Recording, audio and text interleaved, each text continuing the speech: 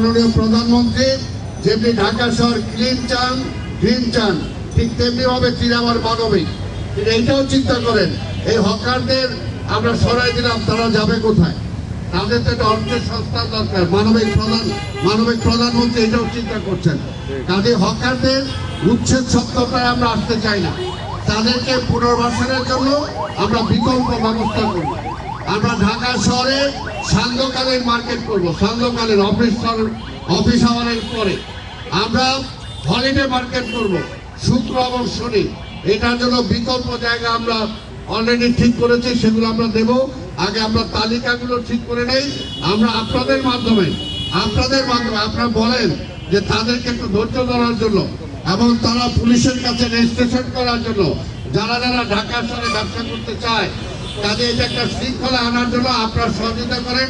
কেউ যাতে এইভাবে না বসে পড়লে পুলিশ উঠিয়ে নিয়ে যাবে, এরপরে মালামাল সহ নিয়ে যাবে, তখন তার ক্ষতি হবে।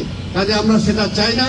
মাননীয় প্রধানমন্ত্রী বারবার এই ব্যাপারে আমাদের দৃষ্টি আকর্ষণ করেছেন, আমাদেরকে বলেছেন যাতে গরিব মানুষ এদের কোনো অসুবিধা না হয়, এদের যাতে পুনর্বাসন করা যায় সেই ব্যবস্থাটা রেখে। যেমন আজকে যে রিক্সা ঢাকা শহরে চলবে, কিন্তু কত চলবে এটা তো ঠিক করতে হবে।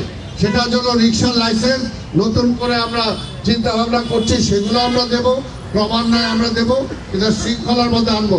কারো পেটে যাতে লাথি না পড়ে সেটাও আমরা দেখবো। কিন্তু আবার ঢাকা শহরটা যাতে সুন্দর রাখা যায়, ঢাকা শহরটা যাতে মানুষের চলাচলের জন্য যোগ্য রাখা, এই একটা ফুটপাথ।